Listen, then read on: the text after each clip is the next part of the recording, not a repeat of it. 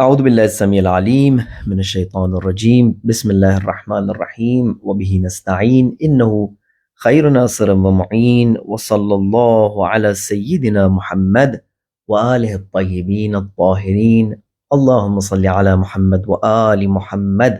عزیزان گرامی، سامعین محترم، کاروان عطرت، السلام علیکم ورحمۃ اللہ وبرکاتہ۔ امید ہے کہ آپ کا سفر اس منزل مقصود کی طرف جاری ہوگا کہ جسے پروردگار متعال نے عبادت کا عنوان دیا اور فرمایا وما خلقت الجن والانس الا لیعبدون۔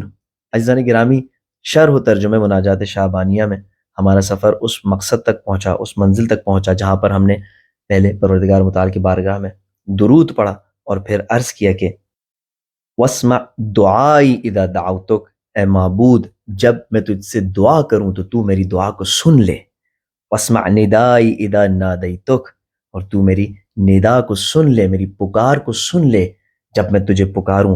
واقبل الی اذا ناجیتک، اور میری طرف توجہ فرما جب میں تجھ سے مناجات کروں۔ عزیزان گرامی، مختصر شرح مناجات شعبانیہ ہم نے پچھلے سالوں میں آپ کی خدمت میں پیش کی ہے اور شاید بہت سارے لوگوں ہوں گے جنہوں نے سنا ہوگا۔ اب دوبارہ کیونکہ ہم نے سٹارٹ کیا تو ہم چاہتے ہیں تھوڑا مزید اس کو ڈیپتھ میں بررسی کریں۔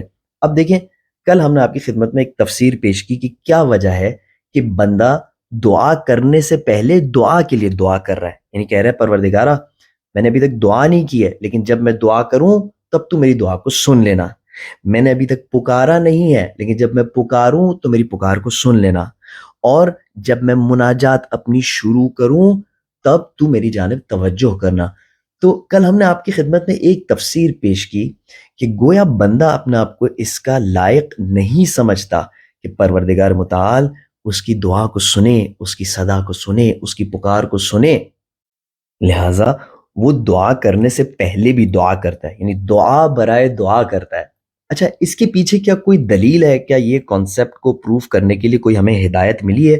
جی عزیزان گرامی، دعائے ابو حمزہ السمالی میں ہم پڑھتے ہیں امام سجاد علیہ السلام ہمیں بتاتے ہیں کہ ہم پروردگار متعال سے کیسے دعا کریں۔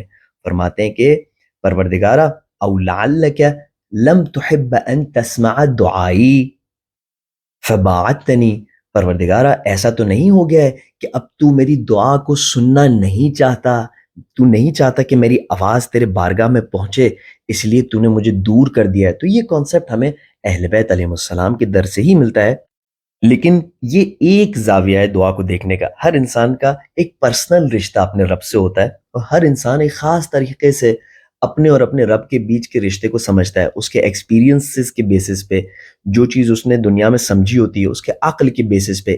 یہاں پر کوئی تقلید نہیں ہے، یعنی ضروری نہیں ہے کہ اگر میں دعا کے جملے سے یہ بات سمجھوں تو آپ بھی اسی بات کو سمجھیں۔ اس لیے میں آپ کی خدمت میں ایک اور تفسیر پیش کرتا ہوں، شاید وہ آپ کو مناسب لگے۔ دیکھیں، بہت سی دفعہ جب ہم چاہتے ہیں کہ کوئی ہماری بات کو سنے تو بار بار اس کی توجہ اپنی طرف جلب کرتے ہیں، بار بار کہتے ہیں کہ دیکھو میری طرف نظر کرو۔ اس کی بہترین مثال جو صاحب فرزند ہے وہ اس کو پوری طرح سمجھ سکیں گے کہ بچہ کوئی ایک چیز بتانا چاہتا ہے ہمیں، لیکن اس سے پہلے 10 دفعہ کہتا ہے دیکھو دیکھو ادھر دیکھو میری بات سنو۔ اور بعض اوقات انسان کہتا ہے کہ اچھا آپ اپنی بات بتا دیں، ہم سن رہے ہیں، لیکن وہ اتنا شوق رکھتا ہے اپنے دل میں، ماں باپ کی توجہ حاصل کرنے کے لیے اسے اتنا پسند ہے، اس کو اتنا لطف آتا ہے اس توجہ کو حاصل کرنے میں کہ اپنی بات بتانے سے پہلے 10 دفعہ 15 دفعہ یا جتنی بھی دفعہ وہ بار بار کہتا ہے کہ میری طرف توجہ کرو، مختلف الفاظ میں، کبھی کہتا ہے لک، کبھی کہتا ہے سنیں، کبھی کہتا ہے دیکھیں۔ اور اسی طریقے سے بندہ اس مقام پر اتنا شوق رکھتا ہے اپنے دل میں کہ اس کے رب کی توجہ اس کی طرف ہو، اتنا وہ چاہتا ہے کہ پروردگار متعال اس کی طرف توجہ کرے کہ وہ دعا کرنے سے پہلے بھی پروردگار متعال کی توجہ کا طالب ہے کہ واسمع دعائی اذا دعوتک واسمع ندائی اذا نادیتک واقبل الی اذا ناجیتک۔ یہ دو طریقے ہیں ان دعا کے جملات کو دیکھنے کے۔ ہو سکتا ہے آپ کو دوسرے معنی بھی اس میں سے سمجھ میں آ رہے ہوں۔ یہ آپ اور آپ کے رب کے بیچ کا رشتہ ہے جو کسی تقلید پر مبتنی نہیں ہے، تقلید صرف فروع دین میں ہے۔ اب ہم مناجات کے اگلے جملات کا مطالعہ کرتے ہیں۔ بندہ پروردگار متعال کی بارگاہ میں عرض کرتا ہے کہ فقد حربت الیک، پروردگارہ میں فرار کر کے بھاگ کر تیری طرف آیا ہوں، ووقفت بین یدیک، تیرے سامنے کھڑا ہوا ہوں، جیسا ہوں ویسے ہی تیرے سامنے حاضر ہوا ہوں، مستقیناً لک، پروردگارہ ذلت و خاری اور فروتنی اور حقارت کے حالت میں تیرے سامنے حاضر ہوں، متضرعا الیک، پروردگارہ میں گریہ و زاری کی حالت میں تیرے سامنے حاضر ہوں، راجین لما لدیک ثوابی، پروردگارہ اس ثواب کی تمنا کو دل میں رکھ کے، اس ثواب کو حاصل کرنے کی امید دل میں رکھ کے تیرے سامنے آیا ہوں جو تو نے میرے لیے معین فرمایا ہے۔ تو نے فرمایا ہے کہ جو میرے بندے ہوں گے انہیں میں عظیم اجر و ثواب عطا کروں گا، تو اس ثواب کی امید میں دل میں لے کر آیا ہوں۔ عزیزان گرامی، یہاں پر ہم دیکھتے ہیں کہ بندہ دو جملوں میں اپنی ظاہری حالت کو بیان کرتا ہے اور تین جملوں میں اپنی باطنی حالت کو بیان کرتا ہے۔ ظاہری حالت کیا ہے؟ کہ میں فرار کر کے تیرے پاس آیا ہوں۔ ظاہر ہے کہ جب انسان مناجات کرتا ہے تو وہ دوسروں سے کٹتا ہے اور اللہ سبحانہ و تعالیٰ کی طرف آتا ہے۔ وقفت بین یدیک، اور تیرے سامنے آ کے بیٹھا ہوا ہوں، یہ میری ظاہری حالت ہے۔ لیکن میں دل میں کیا محسوس کر رہا ہوں؟ مستقیناً لک، پروردگارہ میں دل میں تیرے سامنے ذلت اور خواری اور رسوائی کا عالم محسوس کر رہا ہوں۔ اب اس کے اوپر ہم انشاءاللہ بحث کریں گے کہ کیا وجہ ہے۔ متضرعا الیک، اور میری حالت یہ ہے کہ یا تو میری آنکھیں بھی اشک آلود ہے یا میرا دل رو رہا ہے اس کام پر، ان باتوں پر جو میں نے انجام دیا ہے۔ راجین لما لدیک ثوابی، اور میرے دل کی حالت یہ ہے کہ میں امید کے ساتھ تیرے سامنے حاضر ہوا ہوں۔ اب عزیزان گرامی، ہم نے ایک ظاہری معنی آپ کو دعا کے جملات کا بتایا اور اس کے ساتھ ہم نے دعا کے جملات کے بیچ کا لنک بھی آپ کے سامنے بتایا۔ اب ہم اس کو مزید بررسی کرتے ہیں کہ فقط حربت الیک، یعنی میں فرار کر کے تیرے پاس آیا ہوں، تو اس کا کیا مطلب ہو سکتا ہے، اس کو ہم کس طرح سمجھ سکتے ہیں؟ ہم دیکھتے ہیں کہ معنی کافی حد تک واضح ہے۔ پروردگار متعال کے سامنے اگر توفیق ملے آنے کی تو انسان یہی احساس کرتا ہے کہ باقی چیزوں سے بھاگ کے میں پروردگار متعال کی طرف آیا ہوں۔ کس سے فرار کر کے آئے ہیں ہم پروردگار متعال کی طرف؟ کسی دشمن سے فرار کر کے آئے ہیں، کسی خطرے سے فرار کر کے آئے ہیں پروردگار کی طرف؟ کیا ہمارا دل تنگ ہو گیا تھا اللہ سبحانہ و تعالیٰ سے ملاقات کے لیے، گفتگو کے لیے، لہٰذا ہم نے یہ ڈیسائیڈ کیا کہ اب اللہ سبحانہ و تعالیٰ کے سامنے حاضر ہوں؟ ہر کسی کے پاس شاید کوئی نہ کوئی جواب ہو، یا شاید کوئی سوچے کہ میں نے اتنا دوسروں کی طرف راستہ اختیار کیا، اتنا میں دوسروں کے پیچھے بھاگا، مختلف انسانوں کے پیچھے میں بھاگتا رہا، مختلف لوگوں پر اعتماد کرتا رہا، لیکن اتنا لوگوں نے میرے اعتماد پر کو ٹھیس پہنچایا، اتنا لوگوں نے میرے ساتھ برا کیا کہ اب انسانوں سے میں بھاگ کر پروردگار متعال کی بارگاہ میں حاضر ہوا ہوں۔ اور شاید کوئی سوچے کہ پروردگارہ میں اپنے نفس سے فرار اختیار کر کے تیرے سامنے حاضر ہوا ہوں، وہی نفس کے جس کے بارے میں معصوم علیہ السلام فرماتے ہیں کہ اعدى عدوك نفسك التي بين جنبيك، تمہارا بدترین دشمن تمہارا نفس ہے۔ عزیزان گرامی، فرار کا اشارہ ایک اور حقیقت کی طرف بھی ہو سکتا ہے کہ جسے پروردگار متعال نے قرآن مجید میں اس طرح سے منظر کشی کر کے بتایا کہ یوم یفر المرء من اخیہ، وہ دن جس دن انسان اپنے بھائی سے فرار اختیار کر رہا ہوگا، وہ امہ و ابی، اپنے ماں سے بھاگ رہا ہوگا، اپنے والد سے بھاگ رہا ہوگا، وہ صاحبتہ و بنی، اپنی بیوی سے فرار اختیار کر رہا ہوگا اور اپنے اولاد سے فرار اختیار کر رہا ہوگا۔ لکل امرئ منہم یومئذ شأن یغنیہ، قیامت کے دہشت ناک مناظر کا ذکر ہے عزیزان گرامی۔ اس دن ہر شخص کو ایسی پریشانی کی حالت لاحق ہوگی کہ جو اسے پوری طرح سے بے پرواہ کر دے گی۔ شاید فرار کا اشارہ اس حقیقت کی جانب ہو کہ پروردگارہ اس سے پہلے کہ یہ حالت میں مبتلا ہوں تو دنیا کی حقیقت کو جان کر میں تیرے سامنے فرار کر کے حاضر ہوا ہوں۔ فرار کا اشارہ ایک اور آیت کریمہ کی جانب بھی ہو سکتا ہے جس میں اللہ سبحانہ و تعالیٰ کے نبی ہمیں حکم دیتے ہیں کہ فَفِرُّوا إِلَى اللَّهِ، یہ سورہ داریات ہے۔ وقت کی کمی کے باعث عزیزان گرامی میں ریفرنسز نہیں بتا سکتا، تھوڑا بھی اگر وقت طولانی ہو جاتا ہے گفتگو کا تو بہت سارے لوگ سننا چھوڑ دیتے ہیں۔ میرے پاس کوئی چارہ نہیں ہے کہ میں صرف آپ کو مطالب کا جسٹ بیان کروں، اور آپ سے یہ درخواست کرتا ہوں کہ یہ اہل بیت علیہ السلام کے پیغام کو نشر کرنے میں ہماری مدد کریں، ہمارے چینل پہ سبسکرائب کریں۔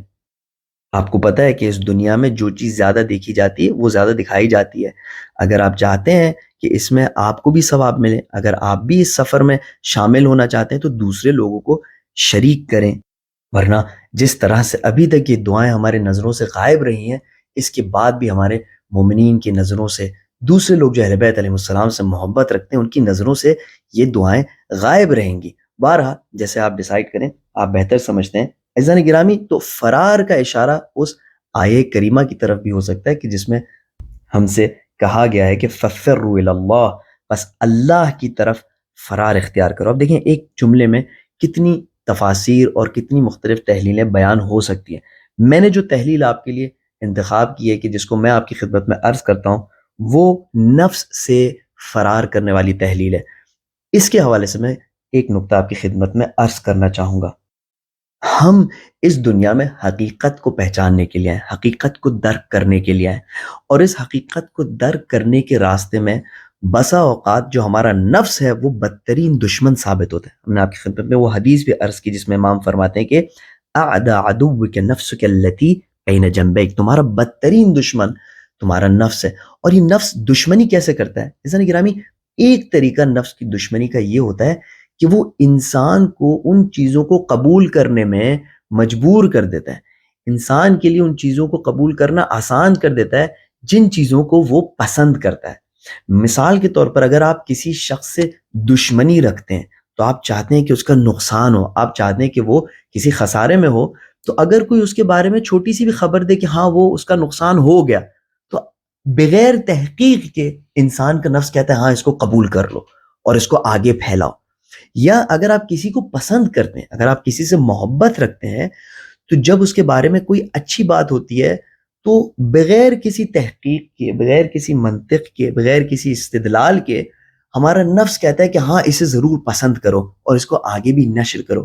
لہٰذا عزیزان گرامی، اس مسئلے کی وجہ سے ہمارے دین میں بھی وہ مسائل داخل ہو چکے ہیں جن کا شاید دین سے کوئی تعلق نہ ہو، اور وہ اساسی مسائل ہمارے دین سے خارج ہو چکے ہیں. کیوں؟ کیونکہ ہم سمجھتے ہیں کہ اگر ہمیں کوئی چیز پسند آ گئی، اگر ہم کسی چیز کو صحیح سمجھنے لگے تو وہ ٹھیک ہے. ہم اس بات پر توجہ نہیں کرتے کہ ہو سکتا ہے کہ یہ نفس کی خواہش ہو کہ ہمیں یہ چیز پسند آئے، چاہے دین کے نام پر ہی کیوں نہ ہو.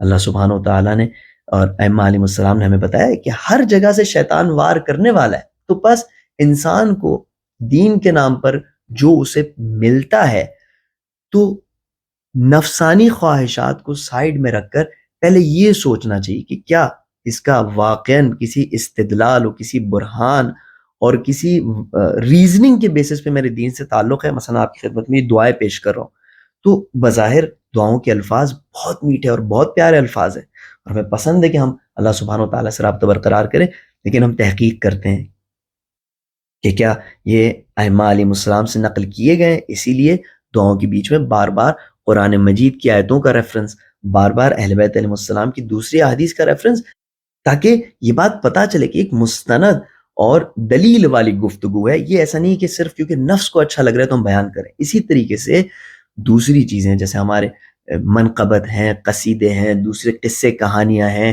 منبر سے جو باتیں بیان ہوتی ہیں، عزیزان گرامی ایسا نہ ہو کہ ہم انہیں صرف اور صرف اس لیے قبول کر رہے ہوں کیونکہ ہمارا نفس انہیں پسند کرتا ہے. تو استدلال کا راستہ، نفس ہمارا وہ دشمن ہے کہ جو استدلال، ریزننگ اور لاجک کا راستہ ہم پر بند کر دیتا ہے، اور جو کچھ وہ پسند کرتا ہے تو وہ ہمیں قبول کرنے پر مجبور کر دیتا ہے، اور جسے وہ ناپسند رکھتا ہے تو وہ مجبور کرتا ہے ہمیں کہ ہم بھی اس سے دور ہو جائیں. اور اسی لیے معصوم علیہ السلام نے فرمایا کہ اعدى عدوك نفسك التي بين جنبيك، تمہارا بدترین دشمن وہی نفس ہے کہ جو تمہارے پاس ہی موجود ہے. عزیزان گرامی، اسی کے ساتھ ہمارا وقت ختم ہوا چاہتا ہے. اپنا خیال رکھیے گا، مجھے اپنی دعاؤں میں یاد رکھیے گا. سبحان ربک رب العزت عما یصفون وسلام علی المرسلین والحمد للہ رب العالمین. والسلام علیکم ورحمۃ اللہ وبرکاتہ.